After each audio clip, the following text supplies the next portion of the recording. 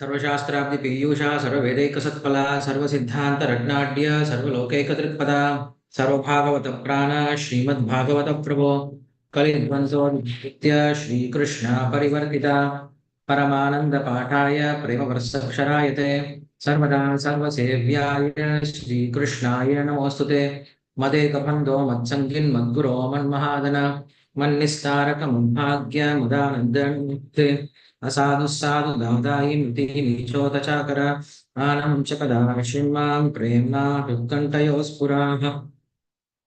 ॐ नमो भगवते वासुदेवाय।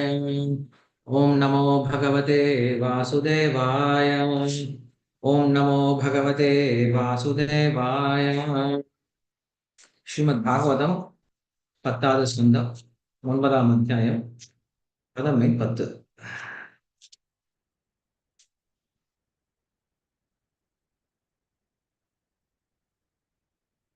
மொழிபெயர்ப்பு பொருளை வழங்குகிறார்கள். மொழிபெயர்ப்பு பொருளை வழங்குகிறார்கள் சனாதன கோஸ்வாமி, பலதேவ் வித்யாபூஷன், விஸ்வநாத் சக்கரவர்த்தி டாக்கூர் மற்றும் Srila Prabhupada.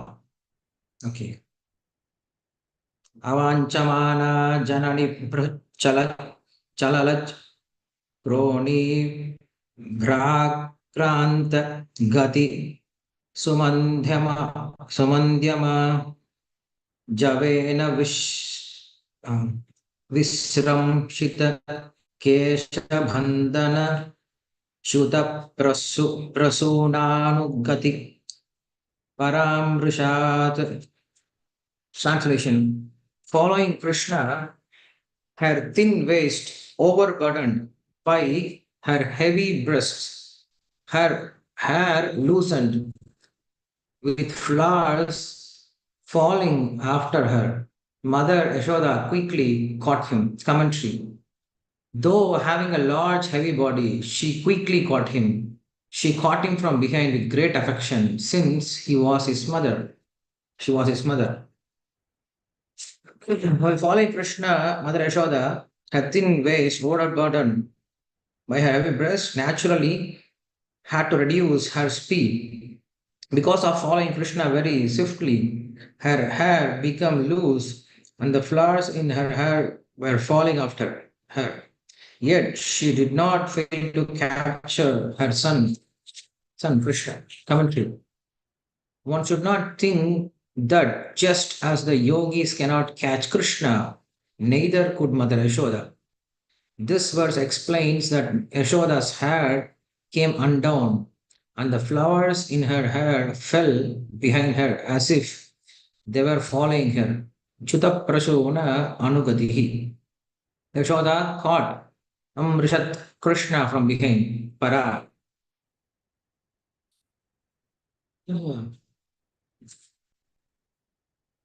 One should not say that she could not catch him, since he cannot be caught by the yogi's mind. She chased him with trailing flowers falling from her undone hair. She caught him from behind. இதற்கு ஸ்ரீல பிரபுபா என்ன கொடுத்திருக்கான்னு பார்க்கலாம்.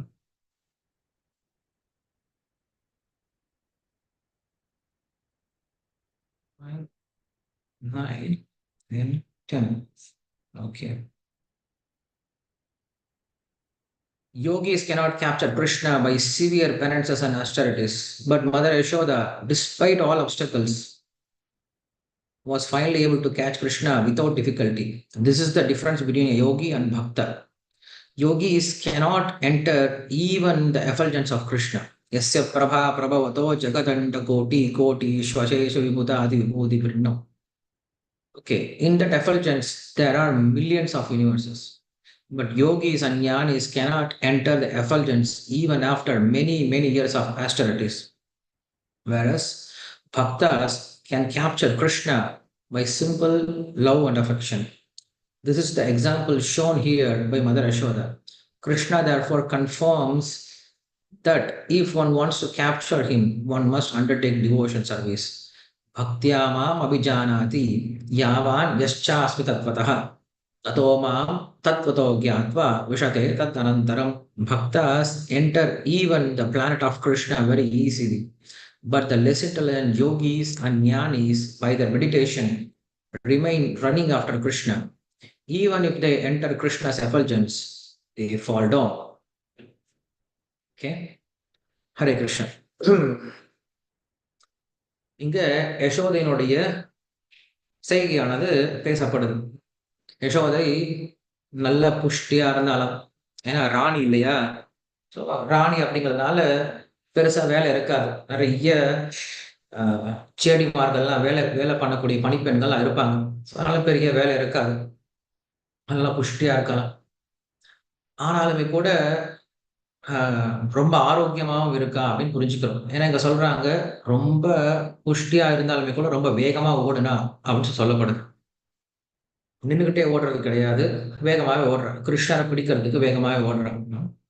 So அப்ப என்ன புரிஞ்சுக்கிறோம் அப்படின்னா, அந்த காலத்துல மக்கள் வந்து அவங்களுடைய உழைப்புக்கு ஏற்றார் போல உணவை உண்டார்கள். அவங்களுக்கு என்ன உழைப்பு தேவையோ அதற்கு தகுந்த உணவு. ஏன்னா நம்முடைய இயற்கையை அப்படிதான் நமக்கு குடுத்திருக்கு. இந்த உலகத்துல நாம் எங்க பிறந்திருக்கோமோ, அத சுத்தி இருக்கக்கூடிய 100 கிலோமீட்டர்ல நம்மளுக்கு என்ன உணவு கிடைக்குதோ, அத சாப்பிட்டா நம்ம ரொம்ப ஆரோக்கியமா இருப்போம். அத விட்டுட்டு நான் எங்கேயோ இருந்து கொண்டு வந்து உணவ சாப்பிடுறேன் அப்படின்னா, அது நமக்கு ஆரோக்கியத்துக்கு சரி வராது. இது நமக்கு ஆயுர்வேத சாஸ்திரம் சொல்லிக் குடுக்குது. ஸோ இங்க யசோதை என்ன பண்றா அப்படின்னா, கிருஷ்ணர தொரத்திக்கிட்டே போறா. ரொம்ப வேகமா ஓடுறா. உண்மையில சொல்லப்போனோம் அப்படின்னா, கிருஷ்ணர பிடிக்க முடியாதுதான். கிருஷ்ணர பிடிக்கவும் முடியல தான். ரொம்ப சோர்ந்து போயிட்டா. ஏன்னா, அவளுடைய தலையில வச்சிருந்த பூ நல்லா அழகா வச்சிருந்தா காலையில. நம்ம இத பார்க்கிறோம். என்ன பார்க்கிறோம்? யசோதை காலையில எந்திரிச்ச உடனே என்ன பண்றா? குளிச்சுட்டு கிருஷ்ணருக்காக என்ன பண்றா? வெண்ணெய் கடைய ஆரம்பிக்கிறா. ஸோ குளிச்சுட்டு தான் எல்லா வேலையும் பண்ண ஆரம்பிக்கிறா. குளிச்சுட்டு மட்டும் கிடையாது. ஏதோ குளிச்சுட்டு ஏதோ ஒரு அ இரவு உடைய போட்டுக்கிட்டு அவ வேலை பண்ணல. நல்ல அ உடை, வஸ்திரம் அனுபவிச்சுட்டு, தலை நெறைய பூவெல்லாம் வச்சுட்டு என்ன பண்ணிருக்கா? தலைய ஒரு சிண்டு முடிஞ்சு பூ வச்சிருக்கா. எப்பயும் முடிய வந்து அவிழ்த்து விடக்கூடாது. பெண்கள் முடிய அவிழ்த்து விடவே கூடாது. அது முடி அவிழ்ந்திருந்தது அப்படின்னா, அது வந்து அமங்கலமான விஷயம்.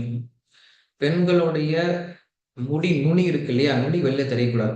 அதே போல தான் ஆண்களுக்கும் சிகை அப்படிங்கிறது என்னைக்கும் கட்டியே இருக்கணும். அது என்னைக்கும் அவிழ்ந்திருக்கக்கூடாது. எங்கேயாவது நம்ம இறந்தவங்க வீட்டுக்கு போனோம் அப்படின்னா என்ன பண்ணுவோம்? முடிய அந்த சிகைய அவிழ்த்து விடுவாங்க. அதே போல தான் பெண்களும். எங்கேயாவது இறந்து போயிட்டாங்க அப்படின்னா, தலைவிரி கோலமா அடிச்சுட்டு அழுவாங்க. இது வந்து வேத கலாச்சாரத்துல பின்பற்றப்பட்டது. இன்னைக்கு இத நம்ம சொல்லவே முடியாது. ஏன்னா எல்லாருமே தலைவிரி கோலமா தான் இருக்காங்க. சொன்னா இன்னைக்கு கோவம் தான் வரும். சாஸ்திரம் நமக்கு சொல்லிக் குடுக்குது. யசோதை நம்ம பார்த்து கத்துக்கணும். நாம் இந்த உலகத்துல இருக்கணும் அப்படின்னு நினைச்சோம் அப்படின்னா, இந்த உலகத்துல மக்கள் எப்படி வாழ்றாங்களோ, அத போல வாழலாம். நாம் யசோதைய போல, ராதைய போல கிருஷ்ணரை அடைந்து அவர்களோட இருக்கணும் அப்படின்னு நினைச்சோம் அப்படின்னா, அவர்களுடைய கலாச்சாரத்த நம்ம கத்துக்கணும். அவருடைய கலாச்சாரத்த கத்துக்காம நம்ம அங்க போகவே முடியாது. ஸோ யசோதை என்ன பண்றா? வந்து முடிய கட்டி வச்சிருக்காளாம். அதேபோல முடி வெட்டுறது அப்படிங்கிறது பெண்களுக்கு உச்சிதமான விஷயம் கிடையாது. மொட்டை அடிக்கிறதோ, முடி வெட்டுறதோ. இத்தன ரூல்ஸ் சொல்றீங்களே அப்படின்னு கேட்க வேண்டாம். இங்க நான் பார்த்தா புரியும். கிருஷ்ணரை பிடித்த கிருஷ்ணரை ஓடி போய் பிடிச்சு அவர கட்டி போட்ட பெருமையும் யசோதைக்கு தான் கிடைச்சது. பெண்களுக்கு இவ்வளவு ரூல் சொல்றீங்களே அப்படின்னு கேட்காதீங்க. பெண்களுக்கு இவ்வளவு பெருமை இருக்கு. நீங்க மொத்த கிருஷ்ண லீலைய பார்த்தாலும், எங்கேயும் ஒரு ஆண் வந்து கிருஷ்ணர போட்டு கட்டி போட்டார் அப்படின்னு எங்கேயுமே கிடையாது. யசோதை என்ன பண்றா? கிருஷ்ணர கட்டி போட்டுருக்கு. ஸோ இவ்வளவு பெரிய பெருமை குடுத்துருக்காங்க இல்லையா? இந்த பெருமை அடையணும் அப்படின்னா, ஒரு சில விஷயத்த நம்ம பின்பற்றியே ஆகணும். ஏன்னா கிருஷ்ணர் அத விரும்புறார். கிருஷ்ணர் அவருடைய கலாச்சாரத்த நம்ம பின்பற்றணும் அப்படின்னு விரும்புறார். ம். அவரைப் போல உடை அணியணும். கிருஷ்ணர் எப்பயுமே வேஷ்டி, துண்டுல தான் இருப்பார். இல்ல வேஷ்டி சட்டையில தான் இருப்பார். நாம அவரைப் போல தான் உடை அணியணும். அவர்கிட்ட போய் சேரணும் அப்படின்னா. கோயிலுக்கு வந்துட்டு பஃபூன் மாரி நம்ம என்ன பண்ணக்கூடாது? பேண்ட் ஷர்ட் போட்டு வரக்கூடாது. ஏன்னா அது அவருடைய கலாச்சாரம் கிடையாது. எந்த இடத்துக்கு எப்படி போணுமோ அப்படிதான் போகணும். நான் வெளியில வந்து பெரிய மீட்டிங்லாம் போகும்போது யாரும் வேஷ்டி சட்டைலாம் போட்டு போமாட்டாங்க. இல்ல கண்ட்ராயர்ல யாரும் போட்டு போமாட்டாங்க. ஏன்னா அது அவமானமா கருதப்படும். அவ்வளோ பெரிய நபருக்கு முன்னாடி இப்ப வந்து யாருக்காவது வந்து பாரத ரத்னா விருது வந்து அறிவிச்சிருக்காங்க. அவங்க என்ன பண்றாங்க? இந்தியாவுடைய முதல் குடிமகனை இப்ப பார்க்க போறாங்க. குடியரசுத் தலைவர போய் பார்த்து அவங்க கிட்ட இருந்து பரிசு வாங்க போறாங்க. ஸோ அப்படி போகும்போது டெல்லிக்கு போகும்போது கண்ட்ராயர் போட்டுக்கிட்டோ, இல்ல வந்து ஏதோ ஹாஃப் பேண்ட் போட்டுக்கிட்டோ, கிழிஞ்ச பேண்ட்லாம் போட்டு போமாட்டாங்க. காரணம் என்னது? அவ்வளோ பெரிய நபருக்கு முன்னாடி போய் நிக்கிறோம்.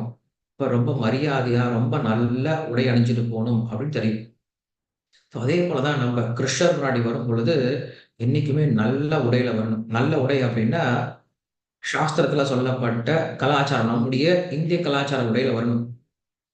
அத விட்டுட்டு, ஏனோ தானோன்னு சொல்லிட்டு, ஏதோ ஒரு இரவு உடைய போட்டுக்கிட்டு இன்னைக்கு நெறைய பேர் கோயிலுக்கு ட்ராயரோட வராங்க, ட்ரவுசரோட வராங்க, கிழிஞ்ச பேண்டோட வராங்க. ம். பழைய துணி மாரி போட்டு வராங்க. ஏன் அப்படி போட்டுட்டு வராங்கன்னு தெரியல. ஒரு கல்யாணத்துக்கு போனோம் அப்படின்னா, எல்லாரும் நல்லா அழகா ரெடி ஆயிடுறாங்க. எதற்கு? யார் நம்மள பார்க்க போறாங்க? தெரியல.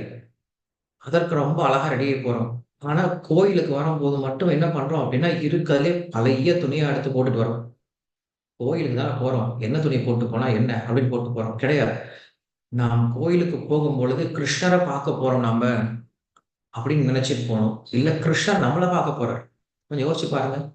கிருஷ்ணர் நம்மள பார்த்தார் அப்படின்னா, இந்த மாரி ஒரு அழுக்கான ஒரு துணியோ, இல்ல கோமாளி மாரி ஒரு துணிய போட்டுட்டு போனோம் அப்படின்னா, அவர் நினைச்சுப்பார். சரி இவர் நம்ம ஆளும் கிடையாது போல இருக்கே. இவர் ஏதோ வேற ஏதோ ஜாதிய போல சேர்ந்தவர் போல இருக்கே. இவர்கிட்ட நம்ம போய் பேசி ஒரு பிரயோஜனம் கிடையாதுன்னு சொல்லி போயிருவாரு. ஸோ அப்ப என்ன பண்ணணும்? நம்ம கிருஷ்ண கலாச்சாரத்துக்கு வர முயற்சி. நெத்தியில அழகா திலகம் இட்டுக்கணும். கோயிலுக்கு வரும்பொழுது. கழுத்துல கண்டி மாலை இருக்கணும். வாய் நிறைய ஹரே கிருஷ்ண மந்திரம் இருக்கணும். நல்ல உடை அணிஞ்சிருக்கணும். இல்லையா? அ பெண்களுக்கான உடை நம்முடைய நம்முடைய அ இந்தியர்களுக்கான உடை இருக்கு இல்லையா? இந்தியாவுல எப்படி பெண்கள் உடை அணியிறாங்களோ, அது போல அணியணும். அதேபோல நல்ல முடிய வந்து கட்டி இருக்கணும். முடி வெளியில தெரியவே கூடாது. நீங்க எம்.எஸ். சுப்புலட்சுமிய பார்த்தீங்கன்னா தெரியும். ரொம்ப அழகான கர்நாடக சங்கீதம் பாடுவாங்க இல்லையா? அவங்கள பார்த்தாவே போதும். கையெடுத்து கும்பிடலாம் அப்படின்னு சொல்லி தோணும். லக்ஷ்மி கடாட்சம் அவங்ககிட்ட இருக்கும். நெத்தில அழகா பொட்டு வச்சுட்டு இருப்பாங்க.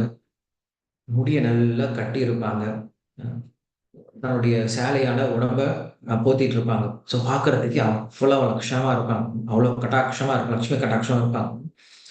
ஸோ அததான் கிருஷ்ணர் விரும்புறார். ஒவ்வொரு பெண்களையும் அப்படிதான் பார்க்கணும்னு விரும்பப்படுறார். ஸோ அதனால நம்ம என்ன பண்ணணும்? என்னைக்குமே கொஞ்சம் உணர்வோட நம்ம செயல்படணும். என்ன உணர்வோட செயல்படணும்? கிருஷ்ணர் நம்மள பார்க்கிறார். நம்ம கோயிலுக்கு போகும்போதாவது, கிருஷ்ணர் நம்மள பார்க்க போறார். அதற்கு தகுந்தாற் போல நாம் போகணும் அப்படின்னு சொல்லி போணும். ஏனோ தானோன்னு சொல்லி போகக்கூடாது. அது பிரம்மச்சாரிஸ் இருக்கலாம், சன்னியாசிகள் இருக்கலாம். நம்ம அப்படி இருக்கக்கூடாது. நம்ப நல்ல உடை வெளில போகும்போது நல்ல உடை போட்டு போறோம்ல. அப்ப கோயிலுக்கு போகும்போது மட்டும் ஏன் ரொம்ப அழுக்கான ஏதோ பழைய ட்ரெஸ்ஸ போட்டு போறோம்? முடி கட்டியிருக்கணும். இங்க சொல்லப்படுது, யசோதை என்ன பண்றா? அப்படி ஓடும் பொழுது அவளுடைய முடியெல்லாம் அவிழ்ந்து கீழ விழுதாம். அவிழ்ந்து விழுந்த உடனே அதிலிருந்து பூக்கள் எல்லாம் கீழ விழ ஆரம்பிக்குது. இது இன்னொரு குணம். பெண்கள் தலையில நெறைய பூக்கள வச்சுக்கிறது அப்படிங்கிறது இன்னொரு முக்கியமான ஒரு குணம். ஸோ அப்படி ஓடிக்கிட்டே இருக்கா. என்ன பண்றா அப்படின்னா, ஒரு கட்டத்தில யோசிக்கிறா, "போடா! இனிமேல உன்ன பிடிக்க முடியாதுடா" அப்படின்னு சொல்லிட்டு ரொம்ப சோர்ந்து போயிடுறா. சோர்ந்து போன உடனே கிருஷ்ணர் பார்க்குறாரு, "நாம யார்கிட்ட போய் போட்டி போடுறோம்? நம்ம அசுரர்கிட்ட போட்டி போட்டாலும் ஒரு பிரயோஜனம் இருக்குது. இது நம்ம அம்மா இல்லையா? நமக்காக தினசரி பாலும், வெண்ணெயும் குடுக்குற அம்மா இல்லையா? நம்ம மேல உயிரே வச்சிருக்காங்க இல்லையா? இந்த அம்மா கிட்ட நம்ம போய் போட்டி போடணுமா? நம்ம என்ன பண்ணலாம்? இந்த அம்மா கிட்ட தோத்து போயிடலாம். ஏன்னா நம்ம தேடி வந்த அம்மா இவங்க. ம்.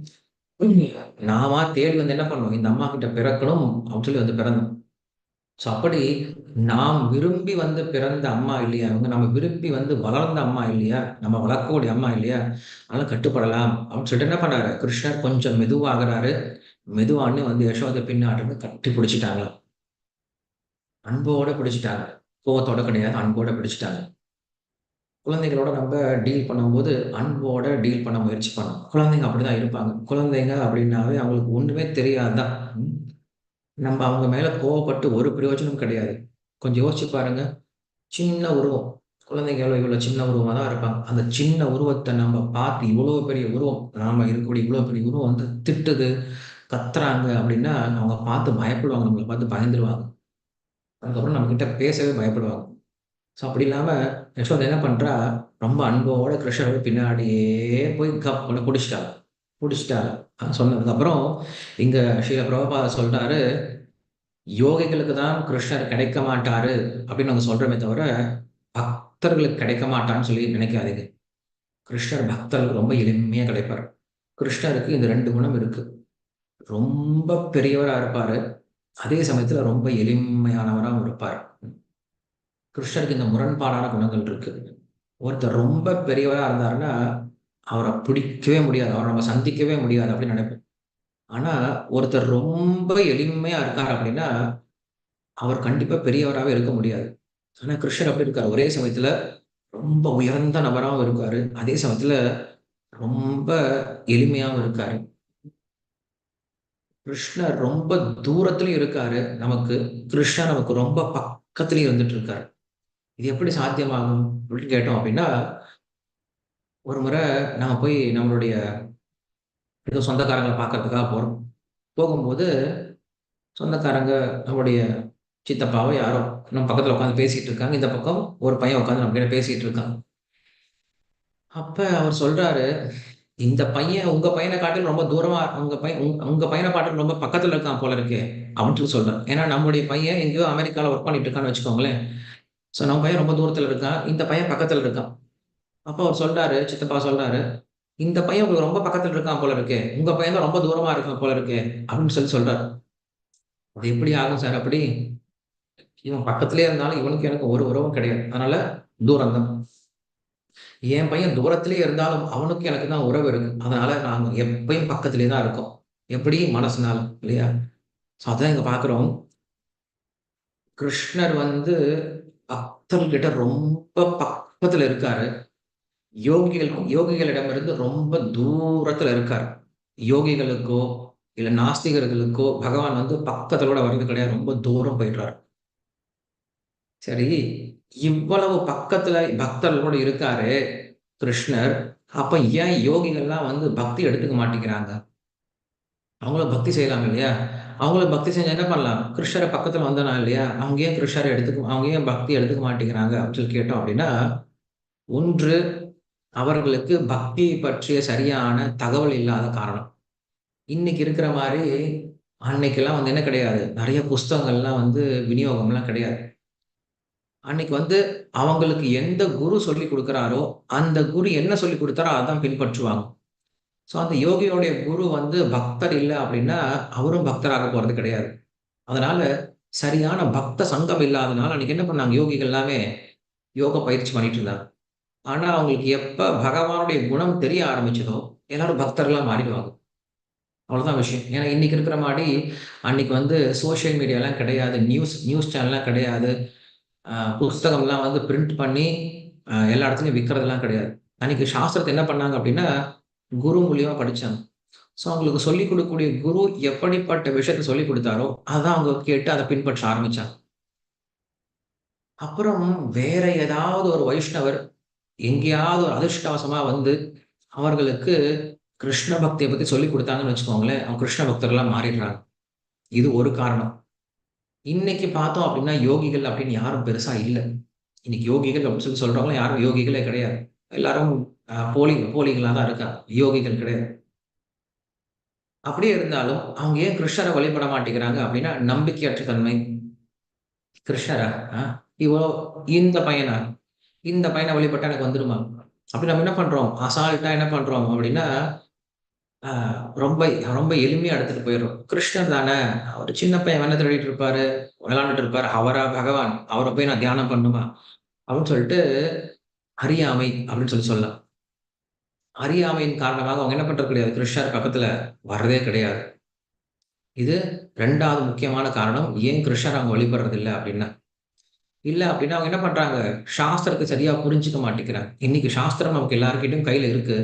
ஆனா சாஸ்திரத்த அவங்களால சரியா புரிஞ்சுக்க முடியாது. அதனால என்ன பண்றாங்க, அவங்க வேற ஏதேதோ வேல பண்ணிட்டு இருக்காங்க. அதிர்ஷ்டவசமா நாம எல்லாரும் பக்தர்களுடைய சங்கத்துல இருக்கிறதுனால நம்ம என்ன பண்ண முடியுது, பகவானை பற்றி விஷயம் தெரிஞ்சு, நாம் பக்தி விஷயத்துல ஈடுபட முடியுது. சரி. ஸோ அப்படி என்ன பண்றாரு, இங்க சொல்றாரு, யோகிகளை காட்டிலும் பக்தர்கள் ரொம்ப சிறந்தவர்கள். யோகினாம் அபி சர்வேஷாம் மத்கதேன அந்தராத்மனः ஸ்ரத்தாவான் பஜதே யோ மாம் சமயுக்த தமோ மதஹன்னு கிருஷ்ணர் 6ஆம் அத்தியாயத்தோட கடைசியில சொல்றார். பகவத்கீதையில 6வது அத்தியாயம் அப்படிங்கிறது தியான யோக வழிமுறை. தியான யோகத்த பத்தி முழுவதும் சொல்லி முடிக்கிறார் கிருஷ்ணர். தியான யோகத்த பத்தி இன்ச் பை இன்ச்சா சொல்லி முடிக்கிறார். யாராவது தியான யோகத்த கத்துக்கணும் அப்படின்னா, பகவத்கீதை 6ஆம் அத்தியாயத்திலே கத்துக்கலாம். தியான யோகத்த ஃபுல்லா சொல்லிட்டு, அதுக்கப்புறம் சொல்றாரு, நான் என்ன நினைக்கிறேன் அப்படின்னா, அர்ஜுனா இந்த கர்மயோகி, ஞான யோகி, தியான யோகி இவர்கள் எல்லாரையும் காட்டிலும் உயர்ந்த யோகி யார் அப்படின்னா பக்தி யோகி தான். இது என்னுடைய அபிப்பிராயம் அப்படின்னு சொல்லிட்டு என்ன பண்றாரு? கிருஷ்ணரே நேரடியா சொல்றார். ஸோ அப்படி கிருஷ்ண பக்தி, கிருஷ்ண பக்தர் அப்படின்றவர் கிருஷ்ணரால விரும்பப்படக்கூடியவர்கள். அதனால நம்ம என்ன பண்ணலாம்? கிருஷ்ண பக்தி தான் ரொம்ப முக்கியம். இங்க யசோதை என்ன பண்றா அப்படின்னா கிருஷ்ணரையே பிடிச்சிட்டார். நாமும் கிருஷ்ணரை பிடிக்க முடியும். கிருஷ்ணர் யாருக்கும் அகப்பட மாட்டார் தான். அப்பிரமேயா அப்படின்னு கிருஷ்ணருக்கு ஒரு பேர் இருக்கு. அச்சுதா அப்படின்னு கிருஷ்ணருக்கு பேர் இருக்கு. கிருஷ்ணருக்கு இதை போல யாருக்கும் அஜிதா அப்படின்னு கிருஷ்ணருக்கு ஒரு பேர் இருக்கு. யாருக்கும் கட்டுப்பட மாட்டார். எல்லாரை விட உயர்ந்தவரா இருக்கார். ஆனா அப்படிப்பட்ட கிருஷ்ணரே என்ன பண்றாரு? தன்னுடைய பக்தனுக்கு தானாக கட்டுப்படுறார். நாயமாத்மா பிரவச்சனா லப்யா ந மேதையா நபுதா சுதேன அப்படின்னு சொல்லிட்டு சாஸ்திரம் சொல்லுது. அந்த பகவானை நாம் சாஸ்திரத்தால படிச்சு தெரிஞ்சுக்க முடியாது, பிடிக்க முடியாது. நம்முடைய யஜ்யத்தினால பிடிக்க முடியாது. நம்முடைய தான தவத்தினால பிடிக்க முடியாது. நிறைய உபன்யாசத்தை கேட்கறதுனால அவரை பிடிக்க முடியாது. அவராக விருப்பப்பட்டு நம்மிடம் வந்தா மட்டும்தான் அவரை பிடிக்க முடியும். அவர் எப்ப வருவாரு? நமக்கு எப்ப அவ்வளவு பக்தி இருக்கோ அப்ப என்ன பண்றாரு பகவான்? நம்ம தேடி வர ஆரம்பிக்கிறார். ரொம்ப கஷ்டமான விஷயமே கிடையாது. பகவான் கிருஷ்ணரை அடையிறது ரொம்ப எளிமையான விஷயம். மனசுல கொஞ்சம் அவர் மேல கொஞ்சமா அன்பு இருந்தா கூட போதும். ரொம்ப அன்பு கூட தேவையில்லை. கிருஷ்ணர் கொஞ்சம் அன்பு காட்டினாவே போதும். ஓடி வந்துருவார் அவர். இப்படிப்பட்ட கடவுள் நம்ம எங்கேயும் பார்க்க முடியாது அப்படின்னு தான் நம்மளுக்கு ஸ்ரீமத் பாகவதம் சொல்லுது. ஸோ அப்படிப்பட்ட கிருஷ்ணரை கட்டிய தினம் தான் நம்ம என்ன பண்றோம்? தீபாவளி அப்படின்னு சொல்லி கொண்டாடுறோம். நம்ம எல்லாருக்கும் இன்னும் 2 நாள்ல தீபாவளி இருக்கு. ஸோ ஹரே கிருஷ்ணா. எல்லாருக்கும் தீபாவளி நல்வாழ்த்துக்கள். தீபாவளி அப்படின்னா என்ன? தீபானாம் ஆவலிகி தீபாவளிகி. எல்லா இடத்துலயும் தீபம் ஏற்றி வைக்கணும். ஸோ தீபாவளி ஏன் கொண்டாடுறோம் அப்படின்னா, அன்னைக்கு தான் என்ன பண்றாங்க? அன்னை யசோதை கிருஷ்ணரை தன்னுடைய அன்பு அப்படின்ற கயிற்றினால் என்ன பண்றாங்க? கட்டுறாங்க. ஸோ பகவான் எதற்கும் கட்டுப்பட மாட்டார். பகவானை கட்டுப்படுத்த, பகவானை நம் வசமாக்க நமக்கு பக்தி ஒன்று இருந்தா போதும் சொல்லி காட்டக்கூடியது தான் தீபாவளி. 2வது, அயோத்தியாவுக்கு ராமர் 14 வருஷம் காட்டுல வனவாசத்தை முடிச்சுட்டு வரார். அயோத்தியா வாசிகள் எல்லாருமே ராமர் போனதுக்கு அப்புறம் உயிரற்ற மரத்தை போல 14 வருஷம் காத்துட்டு இருந்தாங்க. அவங்க வீட்டுல ஒரு நல்ல காரியங்கள் கிடையாது. குளிக்கல, சாப்பிடல, தூங்கல. எல்லாரும் அப்படியே ரிஷிகளை போல காத்துட்டு இருக்காங்க. வீட்டுக்கு வெளியிலே காத்துட்டு இருக்காங்க. ஏதோ கொஞ்சம் எல்லாரும் அங்க அரசாங்கத்துல இருந்து ஏதோ சாப்பாடு கொடுத்தாங்கன்னா சாப்பிட்டுட்டு எல்லாரும் அப்படியே அனாதைகளை போல படுத்துட்டு இருக்காங்க. ராமர் எப்ப வருவார்? ராமர் எப்ப வருவார்ன்னு சொல்லிட்டு. 14 வருஷத்துக்கு அப்புறம் ராமர் வந்தாரா, அவங்க எல்லாருக்கும் ஒரே சந்தோஷம். ஊரெல்லாம் பெரிய திருவிழாவ கொண்டாட ஆரம்பிச்சுட்டாங்க. அதனால இன்னைக்கும் பார்த்தீங்கன்னா, அயோத்தியால பார்த்தீங்கன்னா நெறைய விளக்குகள் ஏற்றி வைப்பாங்க. ஸோ ராமரை வரவேற்பதற்கு நிறைய விளக்குகள் ஏற்றி வச்சு ஊரெல்லாம் பெரிய கொண்டாட்டம். வீடெல்லாம் நல்ல தோரணங்கள கட்டி அழகா என்ன பண்றாங்க? எல்லாத்தையும் அலங்கரித்து, தங்களையும் அலங்கரிச்சுக்கிட்டாங்க. தங்களையும் புது உடைகள்லாம் அலங்கரிச்சுக்கிட்டு, ஒருத்தருக்கு ஒருத்தர் இனிப்புகளை பரிமாறிக்கிட்டு என்ன பண்றாங்க? ராமர் வரார், ராமர் வரார், ராமர் வரார்ன்னு சொல்லிட்டு எல்லாரும் சந்தோஷமா கொண்டாடக்கூடிய நாள் தான் தீபாவளி. அதற்கு மேல லக்ஷ்மி தேவி தோன்றிய தினம். லக்ஷ்மி தேவி அன்னைக்கு என்ன பண்றாங்க? திருப்பார்கடலிருந்து கடையும் பொழுது அங்கிருந்து தோன்றி வராங்க. ஸோ இப்படி தீபாவளி கொண்டாடுவதற்கு பல காரணங்கள் இருக்கு. இன்னொன்று மகாலய அமாவாசை அப்படிங்கிறது இப்பதான் சமீபத்துல முடிஞ்சது.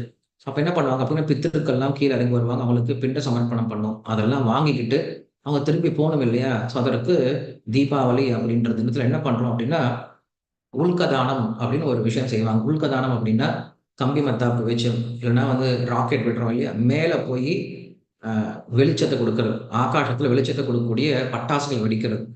ஸோ அதனால என்ன பண்றோம்? நம்ம அவங்களுக்கு வழி காட்டுறோம். மீண்டும் அவங்களுடைய பித்ருலோகத்துக்கு போறதுக்கான வழிய நம்ம நம்ம என்ன பண்றோம் அப்படின்னா, இந்த அ வண்ண விளக்குகளா நம்ம காட்டுறோம். ஸோ அதனால தீபாவளி அன்னைக்கு பட்டாசு வெடிக்கிறது அப்படிங்கிறது நம்முடைய பித்ருக்களுக்கு செய்ய வேண்டிய மிகப்பெரிய கடமை அப்படின்னு புரிஞ்சுக்கிறோம். அதனால ஒரு நாள் பட்டாசு வெடிக்கிறதுனால ஊர் ஒண்ணும் மாசாக போறது கிடையாது. நெறைய பேர் பேசிக்கிறாங்க, பட்டாசு வெடிச்சா மிருகங்கள்லாம் பயப்படும். மிருகங்கள்லாம் பயந்து ஓடி போயிடும் அப்படின்னு யோசிக்கிறாங்க. கொஞ்சம் யோசிச்சு பாருங்களேன். மிருகங்கள் பட்டாசு வெடிக்கிறத விட ஓடி போதா? இல்ல அவங்க வெட்டுறதுக்கு பயந்து ஓடி போதான்னு யோசிச்சு பாருங்க. தீபாவளில தான் என்ன பண்றாங்க? எல்லாரும் நெறைய மாமிசம் சாப்பிடுறாங்க. அன்னைக்கு முடிஞ்ச வரைக்கும் மாமிசம் சாப்பிடுறத தவிர்க்கணும். ஏன்னா, அது கிருஷ்ணருக்கு, ராமருக்கு, லக்ஷ்மிக்கு உகந்த ஒரு புனிதமான நாள். அன்னைக்கு மாமிசம் சாப்பிடவே கூடாது. விநாயகர் சதுர்த்தி அப்டின்னா எல்லாரும் பொறி கடை வைக்கிறாங்க. தீபாவளி அப்டின்னு எல்லாரும் கறிக்கடை வைக்கிறாங்க. என்ன அர்த்தம்னே தெரியல. நம்ப சனாதன தர்மம் அப்டின்னு சொல்லிட்டு நம்ம என்ன பண்றோம்? நாம் தர்மத்த பின்பற்றுவதே கிடையாது. தீபாவளி அப்டின்னா ஏதோ நாம புது ட்ரெஸ் போட்டுக்கிட்டு, நாம இனிப்பு சாப்பிட்டுக்கிட்டு, நாம ஏதோ சந்தோஷமா சினிமா பார்த்துக்கிட்டு, கண்ட விஷயத்த சாப்பிட்டுக்கிட்டு நாள பொழுது பொழுது போக்குறது கிடையாது. தீபாவளி அப்படிங்கிறது உயர்ந்த பண்டிகை. அன்னைக்கு முழுவதும் நம்ம என்ன பண்ணணும்? கிருஷ்ணருடைய நினைவுல, ராமருடைய நினைவுல இருந்து என்ன பண்ணணும்? அவங்களுக்கு வழிபடணும். இல்லாத மக்களுக்கு உதவி செய்யணும். அன்னைக்கு கிருஷ்ணருடைய கோயில்ல போய் கிருஷ்ணர தரிசனம் பண்ணிட்டு வரணும். இந்த மாரி நம்மளுடைய முன்னோர்களுக்கு இந்த மாரி பட்டாசுகள வெடிச்சு என்ன பண்ணணும்? கொண்டாடணும். இதுதான் நம்முடைய தீபாவளி. நம்ம தீபாவளி எப்படி பண்ணலாம் அப்படின்னா, கிருஷ்ணர் எப்படி சொல்லிக் குடுத்தாரோ, ராமர் எப்படி சொல்லிக் குடுத்தாரோ, நம்முடைய ஆச்சாரியர்கள், நம்முடைய பெரியவர்கள், நம்முடைய முன்னோர்கள் நம்மளுக்கு எப்படி சொல்லிக் குடுத்தாங்களோ, அதேபோல நம்ம என்ன பண்ணலாம்? இந்த வருஷம் தீபாவளி நம்ப கொண்டாட முயற்சி பண்ணலாம். இப்படி கொண்டாடணும் அப்படின்னா, இந்த தீபாவளி ரொம்ப சந்தோஷமான தீபாவளியா இருக்கும். எல்லாருக்கும் தீபா